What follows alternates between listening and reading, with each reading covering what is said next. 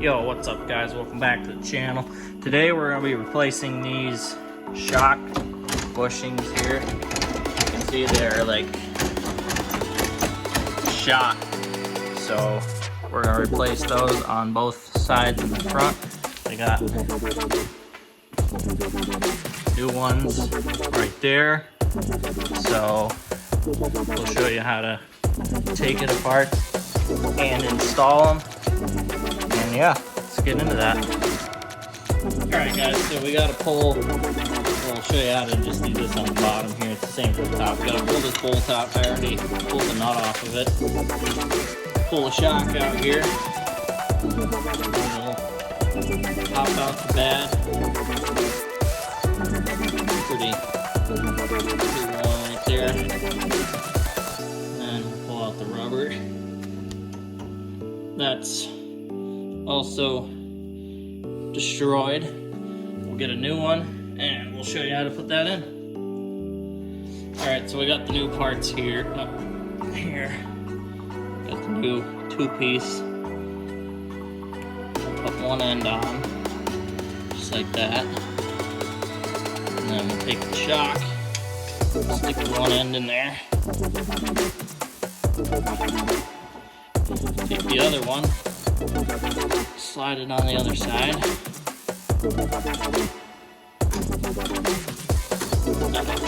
Together.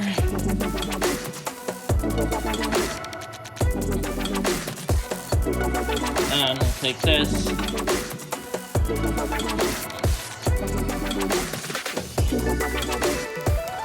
Slide it back. Into place here.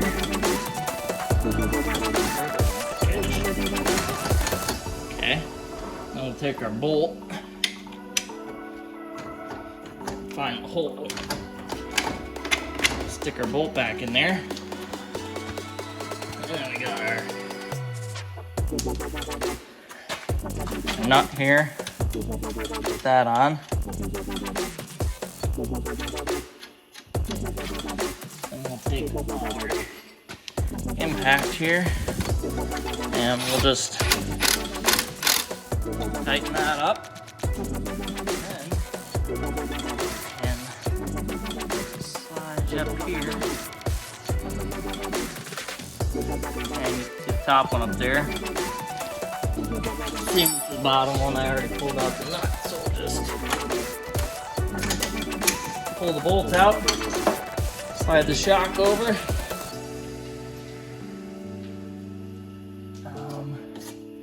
Grab our new parts, do the same thing. Put the bushing on there, stick it in.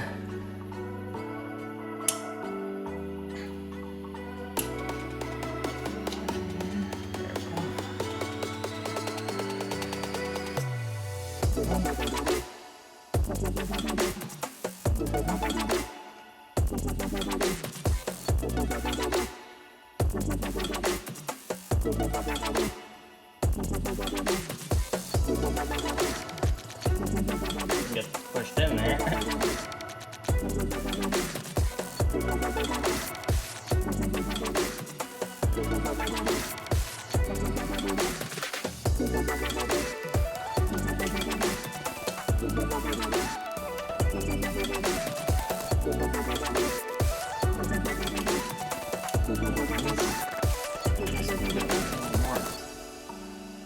Tough time. That lower one, but once we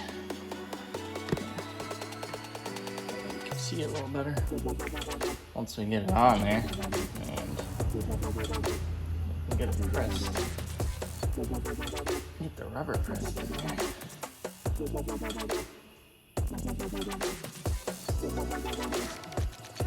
Cook it. That's why.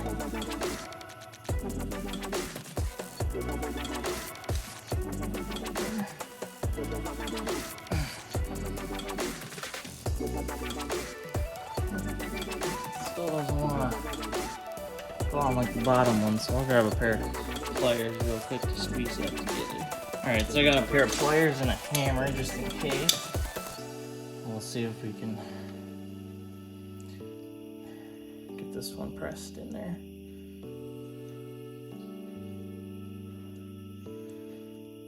And all we'll do is we'll pop this out, put these back in there, and then we'll just tap in this bushing here. Oh, whoops.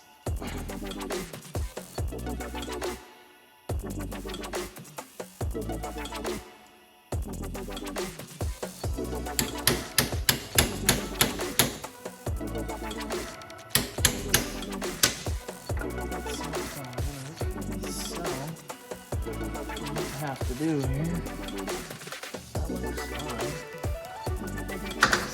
That there again. Let's see here if we can get this pressed together. I don't know why this one's giving us a harder time, but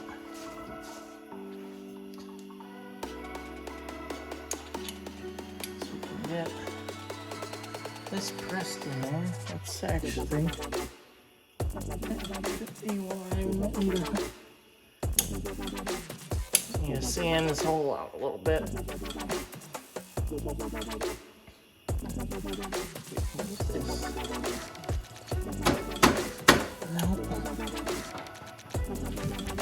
I'm gonna sand that out real quick, clean it up a little bit.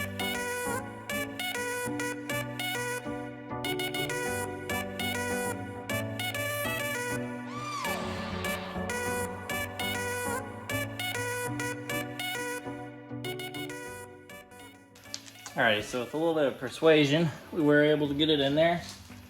And then you simply just stick that back in there. Find out where your bolt went. Take your bolt, put that up.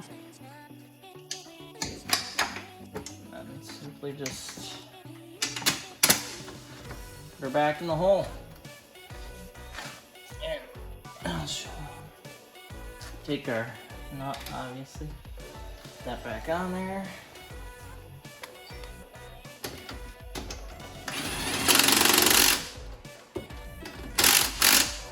Tighten that back down.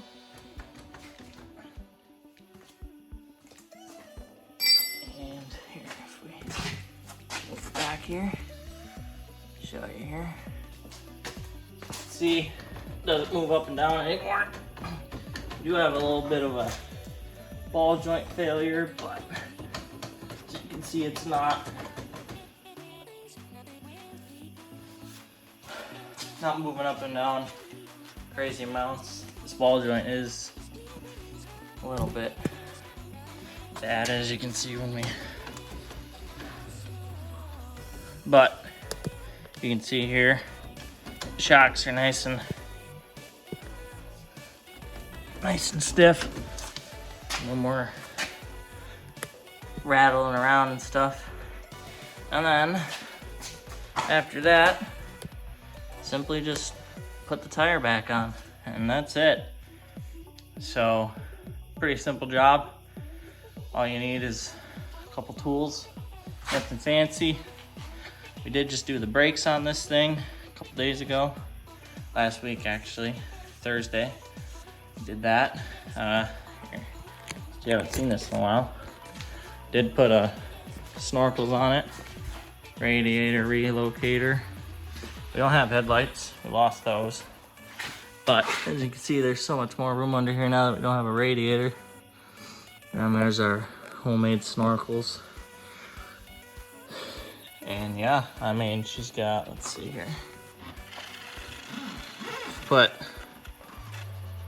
quite a few miles on it. It's got 2,800 at 78 miles. So, let's see here.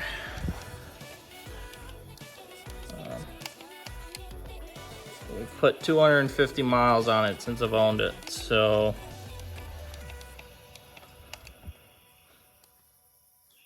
it's been through a lot. This is still zip tied. I broke that because I flipped this thing. So I had to re-zip tie it. See, we got scratches there from flipping it.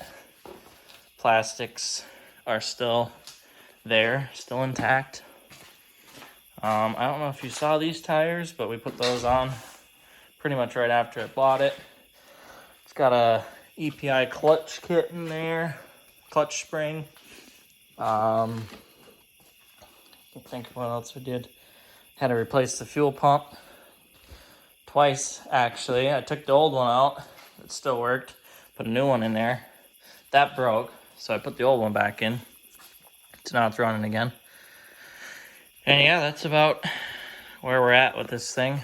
Actually, we have, I did a whole top end rebuild on it. Pistons, rings, a couple new valves. It's got all new timing chains. Every timing chain is brand new. Yeah, it runs good. It's fast. It's fun to drive. Yeah, that's where she's at. Stay tuned for more. I don't know how much we'll video, but there's my 2005 or 2006 Arctic Cat 650. And yeah, thanks for watching.